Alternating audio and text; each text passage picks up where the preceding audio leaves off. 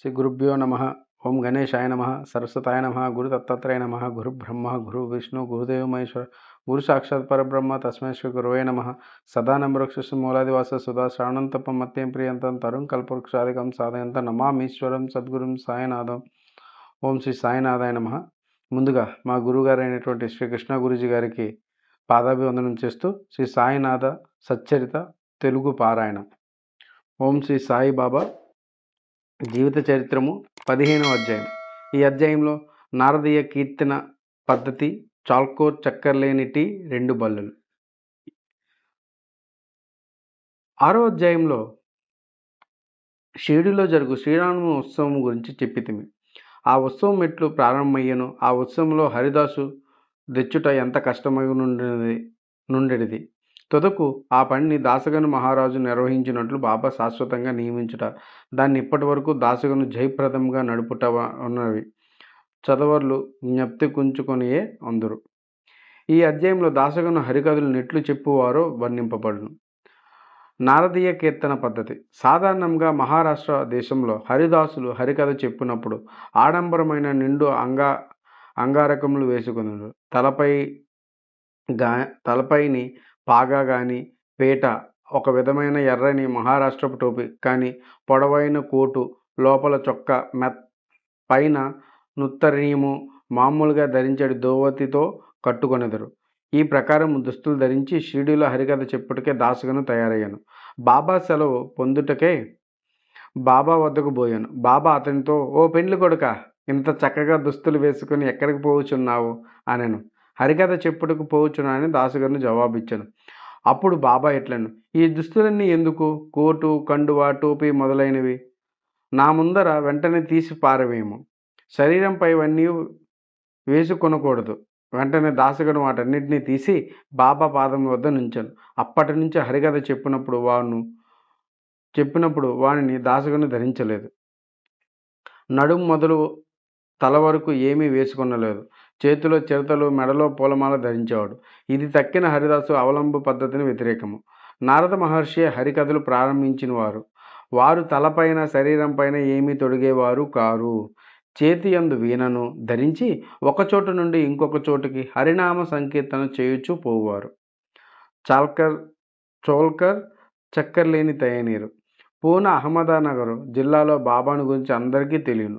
కానీ నానాసాహెబ్ చాందోర్కర్ ఉపన్యాసముల వల్లను, దాసగను హరికథ వల్లను బాబా పేరు కొంకణ దేశం అంతయు ప్రాకను. నిజంగా దాసగను తన చక్కని హరికథను వల్ల బాబాను అనేకులకు పరిచయం చేశాను. హరికథలు వినుటకు వచ్చిన వారికి అనేక రుచులుండును. కొందరు హరిదాసు గారి పాండిత్యమునకు సంతసించదు, కొందరి వారి నటన, కొందరి వారి పాటలు, కొందరి వారి హాస్యము, చమత్కారము, సంతసము కలుగుజేయును. కథాపూర్వమున దాసగను సంభాషించు వేదాంత విషయములు వినుటకు కొందరు, అసలు కథలు వినుటకు కొందరు వచ్చెదరు.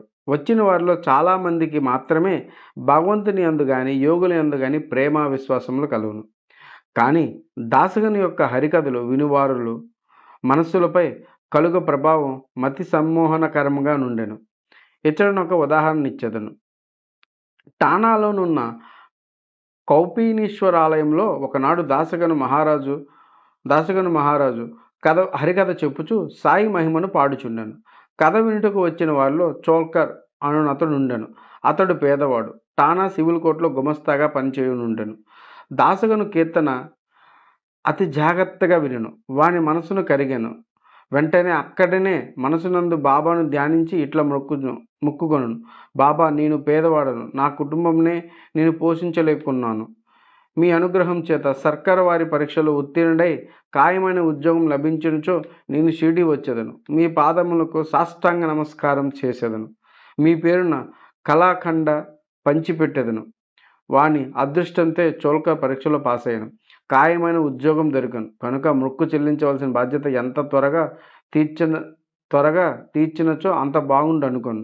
చోల్కర్ బీదవాడు. వాని కుటుంబం చాలా పెద్దది. కనుక షిరిడీ యాత్ర చేయుటకు ఖర్చు పెట్టలేనకుండెను. అందరికీ తెలిసిన లోకోక్తి ప్రకారమైన పర్వత శిఖరమైన దాటవచ్చును. కానీ బీదవాడు తన ఇంటిని గడపను దాటలేడు.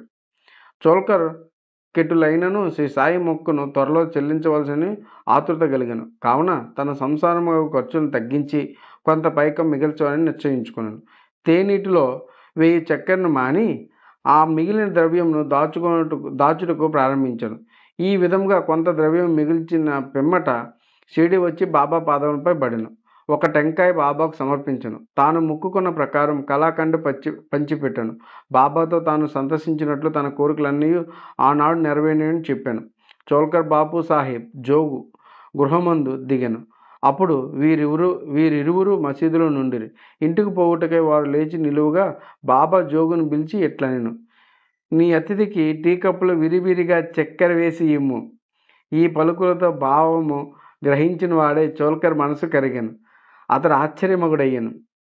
వాని కండ్లు బాష్పములచే నిండెను. తిరిగి బాబా పాదములపై పడెను. జోగు కూడా ఈ మాటలు విని టీ కప్పులో చక్కెర ఎక్కువగా కలుపుట దాని యందు భావము ఏమై ఉండునా అని యోచించను. బాబా తన పలుకులచే చోల్కర్ మనసు యందు భక్తి నమ్మకములు కలుగజేయవలనని ఉద్దేశించను. వాని మొక్కు ప్రకారం తానుకు రావలసిన కండ చక్కెర ముట్టినదనియు తేయాకుల నీళ్ళలో చక్కెరను ఉపయోగించకపోవట అను రహస్యము మనోనిశ్చయమునకు చక్కగా కనుగొనని చెప్పాను. బాబా ఇట్లా చెప్పనుద్దేశించను. నా ముందర భక్తితో మీ చేతులు చాపినచో వెంటనే రాత్రింబవలు మీ చెంతనే ఉండెదను. శరీరంతో నేనిచ్చట ఉన్నప్పటికీ సప్త సముద్రము కవల మీరు చేయుచున్న పనులు నాకు తెలియను. ప్రపంచమున మీకిచ్చి వచ్చిన చోటుకు పోవుడు, మీకు నచ్చిన చోటుకు పోవుడు. నేను మీ చెంతనే ఉండదును. నా నివాస స్థలము మీరు హృదయం నందే గలదు. నేను మీ శరీరంలో ఉన్నాను. ఎల్లప్పుడూ మీరు హృదయంలోనే సర్వజన హృదయులందు నన్ను పూజింపుడు. ఎవ్వరు నన్ను ఈ విధంగా గుర్తించెదరో వారు ధన్యులు, పావనులు, అదృష్టవంతులు. బాబా చోల్కర్కి ఎంత చక్కని ముఖ్యమైన నీతిని ఈ విధంగా బోధించను కదా. 2 బల్లులు. ఈ అధ్యాయము 2 చిన్న బళ్ళు కథలతో ముగించదను. ఒకనాడు బాబా మసీదులో కూర్చొని ఉండను. ఒక భక్తుడు బాబా ముందర కూర్చొని ఉండను. ఒక బల్లి టిక్కు టిక్కుమని పలికాను. కుతూహలమైన ఈ భక్తుడు బల్లి పలికిన దానికి అర్థం ఏదనగా బాబాని అడిగాను. అది శుభశకునమా లేక అశుభమా అని ప్రశ్నించను. చెల్లెలు ఔరంగాబాద్ నుండి తనను చూచుటకు వచ్చునని ఈ బల్లి అనుచున్నదని బాబా పలికాను. భక్తుడు నిరగంతపోయి కిమ్మనక కూర్చున్నాను. బాబా పలికిన దానికి అతడు గ్రహించలేకుండాను. బాబా ఔరంగాబాద్ నుండి ఎవరో గుర్రంపై సాయిబాబా దర్శనంకై షిరిడి వచ్చాడు. అతడు ఇంకనూ కొంత దూరం పోవలసి ఉండడు. కానీ వాని గుర్రము ఆకలిచే ముందుకు పోలేకుండాను. గుర్రమునకు ఉలవలు కావాల్సి ఉండను. తన భుజపైన ఉన్న సంచిని తీసి ఉలవలు తీసుకుని వచ్చుటకే పోవునప్పుడు దానిలోనున్న ధూళిని విదిలించాను. అందులో నుండి ఒక బల్లి కింద పడి అందరూ చూచుచుండగా గోడనెక్కాను. ప్రశ్నించిన భక్తునికి అంతయు జాగ్రత్తగా గమనించమని బాబా చెప్పాను. వెంటనే ఈ బల్లి తన చెల్లి వద్దకు సంతోషంగా పోయాను. చాలా కాలం పిమ్మట అక్క చెల్లెళ్ళు కలుసుకునిరి. కాన ఒకరినొకరు కౌలించుకున్నట్టు ముద్దాడుకొనిరి. గుండ్రంగా తిరుగుచు నదిక ప్రేమతో నాడిరి. షిరిడి ఎక్కడ, ఔరంగాబాద్ ఎక్కడ?